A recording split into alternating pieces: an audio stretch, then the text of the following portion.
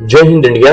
दोस्तों, कल्पना कीजिए कि एक ऐसी जगह जहां सूरज हर सुबह तो उगता है, लेकिन वहां रहने वाले हजारों लोगों के लिए समय जैसे रुक चुका होता है।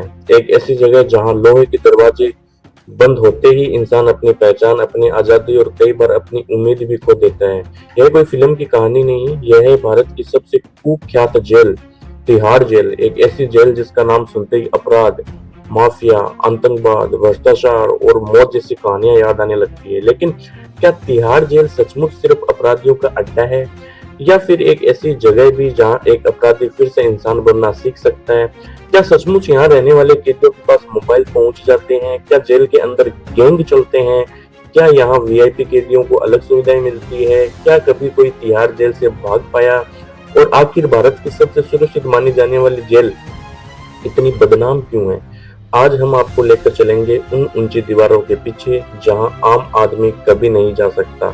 आज आप देखेंगे तिहाड़ जेल का वह सच जो फिल्मों में भी पूरा नहीं दिखाया जाता। लेकिन याद रखिए, आज की ये कहानी सिर्फ अपराधियों की नहीं बल्कि कानून, सजा और इंसानियत की भी है।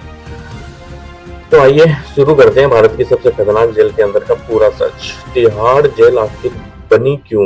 दोस्तों, आज तिहाड़ जेल का नाम पूरे भारत में मशहूर है, लेकिन बहुत कम लोग जानते हैं कि जब इसकी शुरुआत हुई थी तब किसी ने भी नहीं सोचा था कि एक दिन यही जेल पूरे दक्षिण एशिया की सबसे बड़ी जेल बन जाएगी। साल 1958, दिल्ली तेजी से बदल रही थी, जनसंख्या बढ़ रही थी, अपराध बढ़ रहे थे और पुरानी जेलें जब कैदियों को रखने के लिए छोटी पड़ने लगी थी, सरकार के सामने सबसे बड़ा सवाल था इतने कैदियों को कहाँ रखा जाए। तब दिल्ली के पश्चिमी हिस्से में एक बड़े इलाके का चुनाव किया गया। उस जगह का नाम था तिहाड़। शुरुआत में यह एक सिर्फ साधारण जेल थी, कुछ बैरक, कुछ सुरक्षाकर्मी और सीमित संख्या में कैदी। लेकिन देश बदलता गया, अपराध बदलते गए और तिहाड़ भी बदलती गई। धीरे धीरे यह सिर्फ एक जेल नहीं रही बल्कि एक पूरा जेल कॉम्प्लेक्स बन गई। आज तिहाड़ में कई अलग अलग जेलें हैं जिसमें से अलग अलग प्रकार के कैदियों को रखा जाता है। कोई विचाराधीन कैदी, कोई सजायाफ्ता, कोई हाई रिस्क, तो कोई पहली बार अपराध करने वाला। यानी एक ही परिसर के अंदर कई अलग अलग दुनिया बसती थी। दोस्तों, अब कल्पना कीजिए किसी व्यक्ति को अदालत ने जेल भेज दिया। पुलिस की गाड़ी धीरे धीरे तिहाड़ जेल के मुख्य गेट के सामने रुकती है। ऊंची दीवारें, हर कोने पर सुरक्षाकर्मी, चारों तरफ कैमरे और भारी लोहे का विशाल गेट है।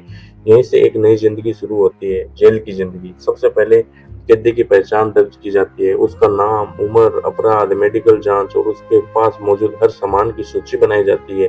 इसके बाद उसकी पूरी तलाशी ली जाती है ताकि कोई हथियार, नशीला पदार्थ या प्रतिबंधित चीज अंदर ना जा सके। फिर उसे जेल की वर्दी दी जाती है और उसी पल उसकी पूरी पहचान लगभग खत्म हो जाती है। अब वह सिर्फ एक कैदी है। बहुत से लोग सोचते हैं कि जेल के अंदर सिर्फ चार दीवारें होती है, लेकिन असलियत इससे बिल्कुल अलग है। तिहाड़ अपने आप में एक छोटा शहर है। यहाँ रसोई है, अस्पताल है, स्कूल है, लाइब्रेरी है, वर्कशॉप है, फैक्ट्रियां हैं, खेल का मैदान है और प्रार्थना स्थल भी। सुबह सायरन बजता है, कैदियों की गिनती होती है, फिर दिन भर कई कैदी अलग अलग काम करते हैं। कोई बेकरी में, कोई बड़ेगिरी में, कोई सिलाई में, कोई किताबें पढ़ रहा होता है। क्योंकि जेल प्रशासन का मानना है कि अगर एक इंसान को सीखने और बदलने का मौका मिले तो शायद वह अपराध की दुनिया छोड़ सके। लेकिन क्या सभी बदल जाते हैं? नहीं। और यहीं से शुरू होती है तिहाड़ की सबसे अंधेरी दुनिया, जहां कुछ कैदी जेल के अंदर भी अपने गैंग चलाने की कोशिश करते हैं। कुछ डर के सहारे तो कुछ पैसे के दम पर अपना प्रभाव बनाए रखना चाहते हैं। यही कारण है कि तिहाड़ की सुरक्षा साधारण जेलों से कहीं ज्यादा कड़ी मानी जाती है।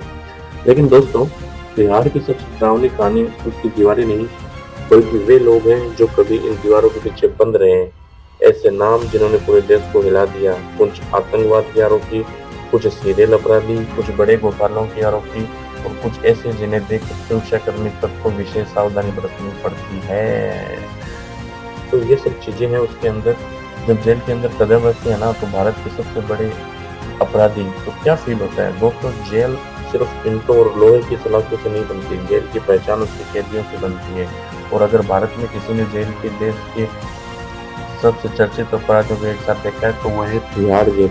लेकिन एक सवाल हमेशा लोगों के मन में आता है, क्या देश के सबसे बड़े अपराधियों को आम कैदियों की तरह रखा जाता है या फिर उन्हें कोई विशेष सुविधा मिलती है? इसका जवाब इतना आसान नहीं है। तिहाड़ में हर कैदी का जोखिम स्तर देखा जाता है। अगर किसी के भागने का खतरा ज्यादा है, अगर उसके गैंग के लोग बाहर सक्रिय हैं, तो उसकी जान को खतरा है, तो उसे हाई सिक्योरिटी गार्ड में रखा जाता है। यहाँ कोई साधारण बैरक नहीं होती, यहाँ हर गतिविधि पर नजर रखी जाती है। कैमरे, सशस्त्र सुरक्षा, बार बार तलाशी और सीमित मुलाकातें, यही वह वजह है जहाँ कई चर्चित आरोपी और दोषी कैदी वर्षों तक रहते हैं। यही वो वजह है जहाँ कई चर्चित आरोपी और दोषी कैदी वर्षों तक रहते हैं। लेकिन इन सब के बीच एक नाम ऐसा था जिसने पूरी दुनिया का ध्यान तिहाड़ की ओर खींच दिया। वह है चार्ल्स शोबराज। चार्ल्स शोबराज तिहाड़ का सबसे चालाक कैदी था। दोस्तों, अगर अपराध की दुनिया में किसी ने द बिकिनी किलर या द सर्पेंट कहा गया, वो वह था चार्ल्स शोबराज। उस पर कई देशों में हत्या और धोखाधड़ी के आरोप लगे। जब उसे भारत में गिरफ्तार किया गया तो उसे तिहाड़ जेल भेजा गया, लेकिन उसने जेल के अंदर भी एक ऐसा खेल खेला जिसे सुनकर आज भी लोग हैरान रह जाते हैं। 1986 एक दिन उसने जेल के कई कर्मचारियों कैदियों को मिठाई बांटी। सबने सोचा आज उसका जन्मदिन होगा, लेकिन उन मिठाइयों में नशीली दवा मिली हुई थी। कुछ ही देर में कई सुरक्षाकर्मी बेहोश हो गए और चार्ल्स शोबराज जेल से फरार हो गया। सोचे, भारत की सबसे सुरक्षित मानी जाने वाली जेल, और वहां से एक अंतर्राष्ट्रीय अपराधी भाग निकला। हालांकि कुछ दिनों के बाद उसे फिर से पकड़ लिया गया, लेकिन उस घटना ने पूरे जेल प्रशासन को हिला दिया। उसके बाद तिहाड़ की सुरक्षा व्यवस्था में बड़े बदलाव किए गए। दोस्तों, क्या यह सवाल अक्सर पूछा जाता है कि क्या वीआईपी कैदियों को अलग सुविधाएं मिलती है? क्या पैसा, पहचान या राजनीतिक प्रभाव जेल के अंदर भी काम आता है? कानून कहता है कि सभी कैदी बराबर हैं, लेकिन समय समय पर तिहाड़ जेल को लेकर ऐसे आरोप लगे रहे हैं कि कुछ चर्चित कैदियों को नियमों के विपरीत सुविधाएं मिली है। कभी बेहतर खाना, कभी ज्यादा मुलाकातें, कभी स्वास्थ्य या सुरक्षा के आधार पर अलग व्यवस्थाएं। इन आरोपों को लेकर कई बार जांच भी हुई। यही वजह है कि तिहाड़ जेल हमेशा चर्चा में रही, लेकिन यह भी सच है कि जेल प्रशासन का कहना रहा है कि सुरक्षा, स्वास्थ्य और कानूनी आवश्यकता के अनुसार अलग अलग व्यवस्था करना विशेष सुविधा नहीं बल्कि प्रशासनिक आवश्यकता हो सकती है। क्या जेल में जाने के बाद अपराध कम हो जाता है? जेल के अंदर गैंग कैसे चलते हैं? देखो, जरूरी नहीं, कई बार गैंग के सदस्य जेल के अंदर भी एक दूसरे से संपर्क बनाने की कोशिश करते हैं। यही कारण कि जेल प्रशासन मोबाइल फोन, सिम कार्ड और अन्य प्रतिबंधित वस्तुओं की तस्करी रोकने के लिए लगातार अभियान चलाया जाता है। समय समय पर तलाशी अभियान चलाए जाते हैं। अगर किसी कैदी के पास मोबाइल, नशीला पदार्थ या प्रतिबंधित सामान मिलता है तो उसके खिलाफ अलग कार्रवाई होती है। यही कारण है तिहाड़ की सुरक्षा लगातार और कड़ी बनाई जाती रहती है। तिहाड़ की सबसे सख्त सुरक्षा। दोस्तों, तिहाड़ जेल की सुरक्षा किसी अन्य ठिकाने से कम नहीं मानी जाती। ऊंची दीवारें, कंटीले तार, वॉच टावर, सैकड़ों सीसीटीवी कैमरे, कई स्तर की तलाशी, बायोमेट्रिक रिकॉर्ड और प्रशिक्षित सुरक्षाकर्मी। जेल में प्रवेश करने वाला हर व्यक्ति, चाहे वह अधिकारी हो, वकील या मुलाकाती, उसे निर्धारित सुरक्षा प्रक्रिया से गुजरना पड़ता है, क्योंकि एक छोटी सी लापरवाही बहुत बड़ी घटना का कारण बन सकती है। क्योंकि एक जेल के अंदर हम अगर फैसिलिटीज देंगे या कुछ ज्यादा चीजें करेंगे तो वो क्या अपने ऊपर आएगा, वो कभी ना कभी हैवी होना ही है। आप उसको ट्रीट आपको वैसे करना है जो कंपनी या किसी जेल की एसओपी होती है, और उसके जो निर्देश आदेश है उसके हिसाब से सबको फॉलो करना बहुत जरूरी है। लेकिन तिहाड़ जेल सिर्फ सजा देने की जगह नहीं है।